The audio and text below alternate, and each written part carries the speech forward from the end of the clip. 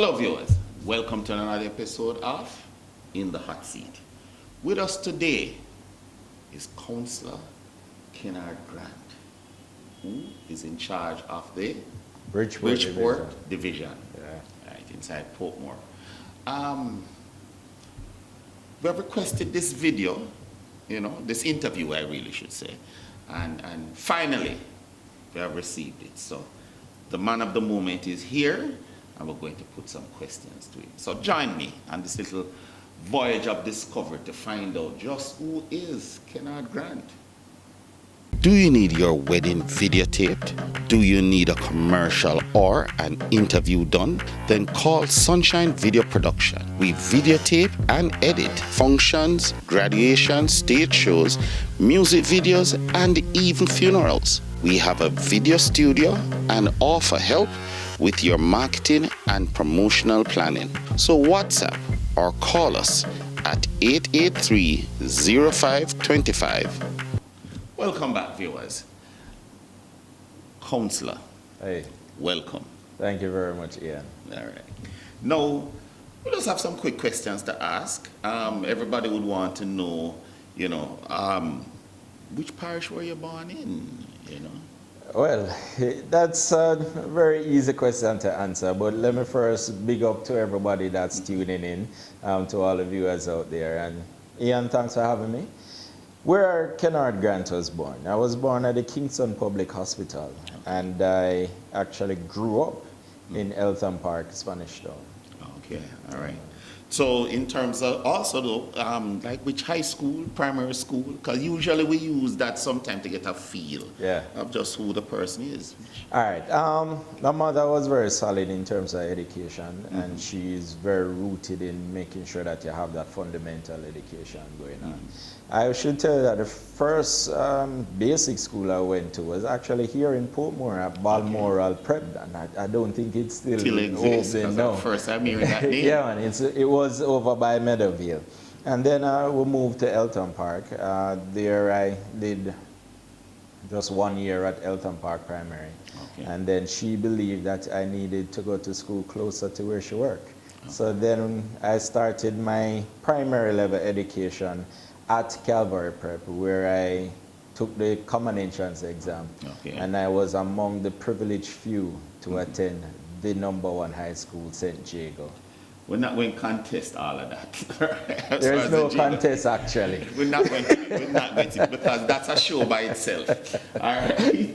As a Calabar old boy myself. Yes. Right. But, all right, so we get a feel now as to, which high school you went to and so on. Big ups to Jago. Yeah, man. But where along the line while growing up would have, what in your life, that early part of your life, would have interested you or pull you towards leadership? All right, that's quite a funny question, and if I should really get into the details of it, it was really a lot of different aspects of things that happened to me at high school. And it was really, I was one of those that challenged the status quo, and I wasn't afraid. I was very bold. I would always be at the devotions up there talking to the students and so forth. But when I was in sixth form, actually, was when I challenged the principal at the time to give some level of, to give greater authority to the sixth formers, explaining to him that we are no longer just students, we are now adolescents and young adults in our own right. So we should get the opportunity to come to school regardless of what time it starts, but come whenever our classes start. And if people know me very much, they will understand why I would be the one advocating for that.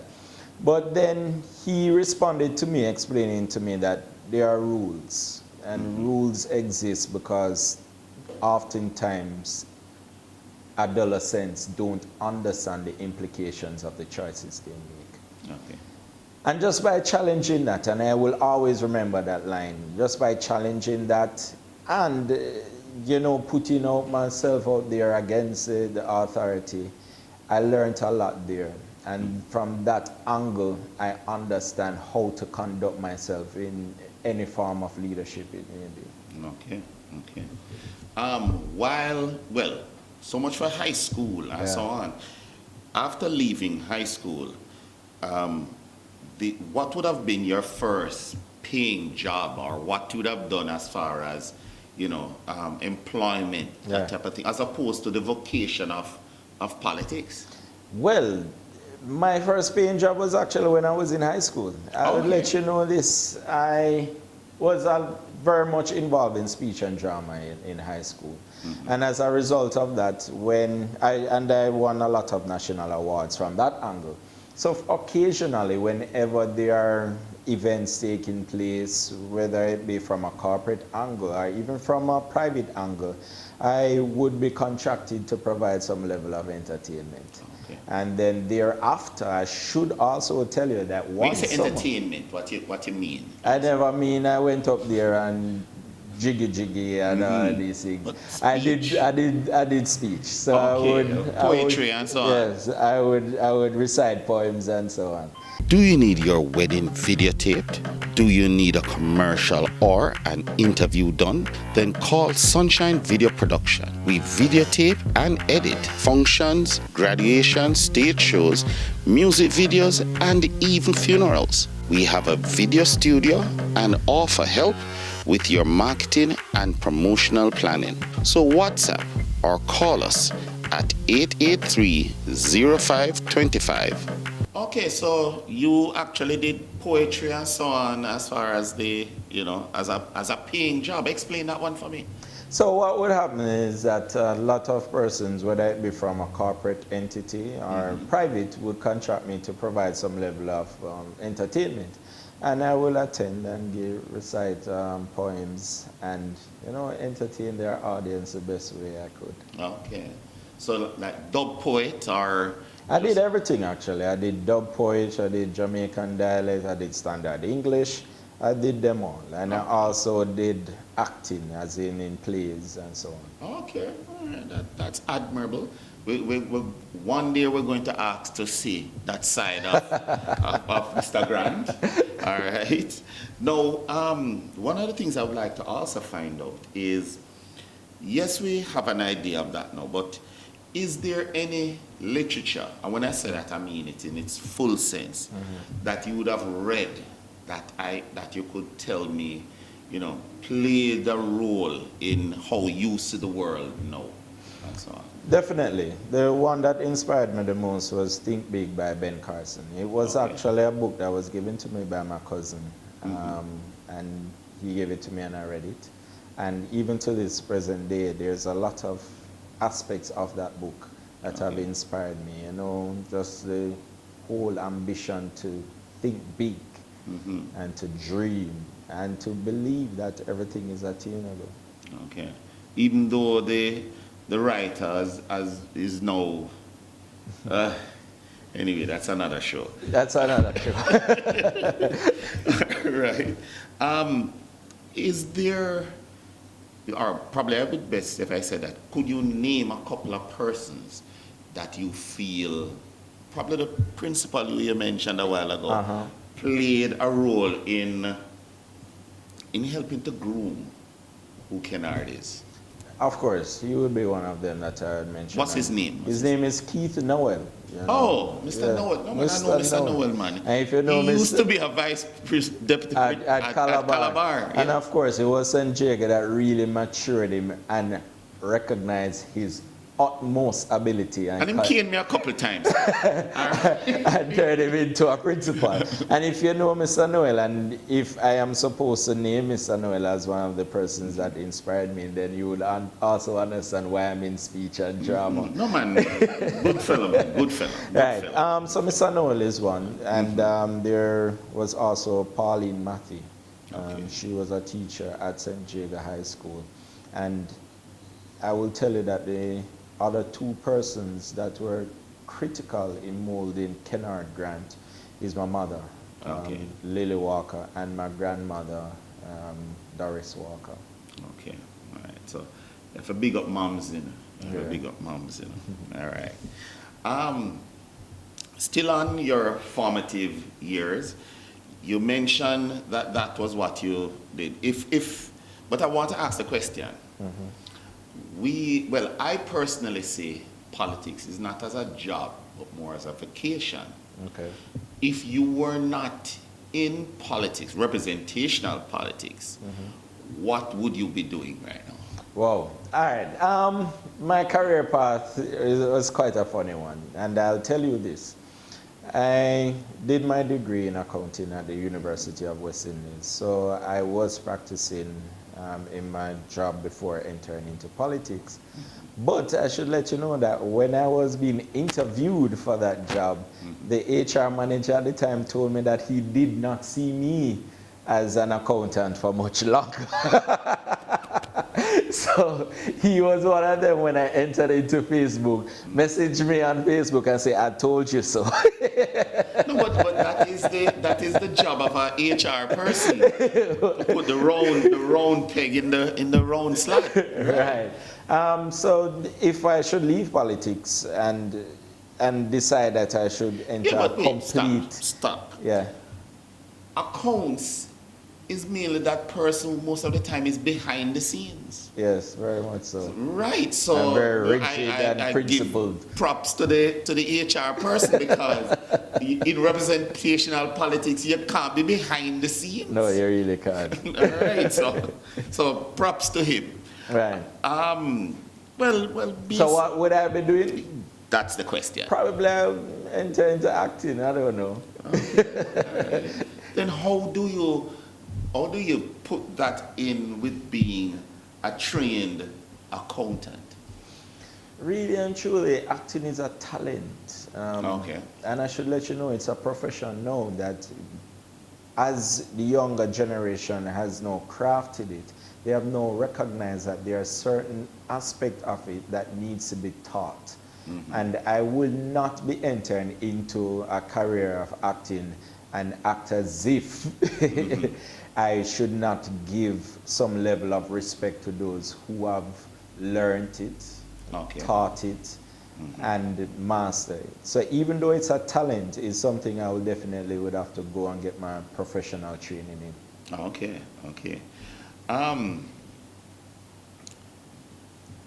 While in politics, yeah. All right, if you should care to respond, there are always things that you end up finding out about yourself. Oh yes. Right? As opposed to, it's one thing about finding out about people, right? Because in politics you're really all about people. Yes. Right? Is there any habit about yourself that you care to tell the viewers that you don't like? Oh, wow.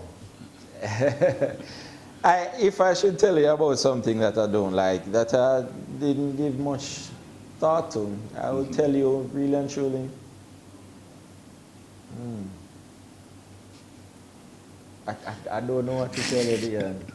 What can I do like? No, I mean in terms of your own habits or your approach, but we'll leave that. Finally, for this segment, I would like to ask, because we're still gearing at finding about your early stages, yes, but also about you. Tell us your at least 2 songs that you consider the best songs in the world for you. All right, so I'm a big DMX fan. Okay. So when you talk about respect to his his passing recently, and the big man, big up. Yeah, man. Right, cool. I'm a big DMX fan. So, and I would tell you, in terms of recognizing international artists, he's always one of them that come in man number 1 for me. So I would tell you, pick a DMX, and that's for me. Okay. That's the number 1 song. And when you come locally, I'm a big Beanie Man fan. All right. And anybody who knows Kenord Grant know that I'm a Beanie Man fan. And I will tell you that one of my favorite Beanie Man songs is one of the songs that went international, which is a song he did with Janet Jackson. Okay. Well, I must say that one of the things I'm always for is for us to not just see creating music just for this local market. Yeah. But we must also look at the impact it can have outside of the island. Yeah. All right? Completely agree. Yeah, man. So, viewers, we'll be right back. Do you need your wedding videotaped? Do you need a commercial or an interview done? Then call Sunshine Video Production. We videotape and edit functions, graduations, stage shows, music videos, and even funerals. We have a video studio and offer help with your marketing and promotional planning. So WhatsApp or call us at 883-0525. Welcome back, viewers. We are still here with Kenord Councillor Kenord Grant of the Bridgeport Division. Kenord, Yeah. the question must be asked, what sparked your interest in politics? Wow. Anytime I get that question and I give the answer, people are like, what? So let me tell you, it started in sixth form, my final year, upper sixth at St. Jago High School. I was actually approached by the Jamaica. You can't say Jago, You can't say, of course. at St. Jago High School. I was actually approached by the Jamaica Labour Party first. Okay. And they had asked me to become a member of their youth organization. And my response was very simple. Let me find out if you are the party for me first. Then I went and did my research. And when I did my research, I was very intrigued by the fundamental philosophies and principles of democratic socialism. And from that point until now, I've been convinced and I have subscribed to the fundamentals that has formed the People's National Party. And I'm here now, which wasn't particularly something that I planned, but it happened. Okay. So you're saying that you weren't excited about what the research that you did and found out about what the Jamaica Labour Party was about, but more drawn to the People's National Party? That's completely accurate. Okay, all right. So it wasn't, you see, the thing is, what I wanted to find out is that there are times when other persons may have experienced some injustice that pulled them to it, but you would have been the first person that managed to do a pros and a cons analysis. Yeah, of the I wasn't born in a political family or political household. Okay. There are persons there in my family that have political conviction, but it wasn't one where they are activists or anything. Okay. Generally so. And I would say I'm the first one in my family to actually step out and be this politically active. Okay, all right. While you did your research, yes, you must have come upon the names of a couple of persons who you admire and you consider now, persons who other persons should admire. Of course. Right. So I'm interested in some names because we want to know it, because usually when somebody mentions these iconic persons, it's because this is something that they like to emulate in them. All right. So simply, straight to the point. The persons, I'm interested to find out, it's a question I ask everybody. Internationally, two living and two dead, international politicians, or not necessarily politicians, it could also be iconic persons that you see and you like. All right. Without even going too far, I will tell you that I have really focused my interest in politics very much locally. So I can peel off two international politicians easily. Now, if I should go international, I will tell you that Prime Minister Motley has been one of the most inspiring persons. her charisma Mm-hmm. and her ability to convince you is one that she has not taken for granted, but has always used it for the best interests of her people. Okay. And that ability has now manifest itself into persons recognizing her or even nicknaming her the Prime Minister of the Caribbean. Mm-hmm. She has managed to spark that level of international influence, and especially coming from a woman, it is very, very awesome. And I don't want to say coming from a woman to Belittle. to give the Encourage impression wrath. to the viewers that I believe that ladies are inferior to the men counterparts. But if we are to be honest, they do not enter the political Free atmosphere as much. as equal to their male counterparts. And she has managed to have done so and to lead. And also to stay a lady. Yes, yes, to very much so.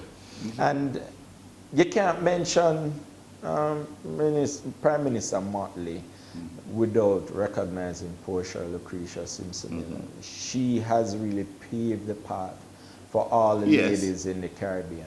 And might I say this, that her story of rising from a humble beginning to achieving that office is an awesome one. It is one that you tell your children. It is one that has really manifested the adage of dreaming the Big. dream. Yeah.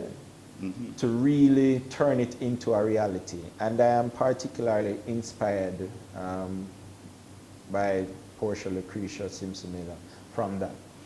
And probably sometime later during the interview, I'll tell you about my first encounter with the lady. All right. So that's one living international.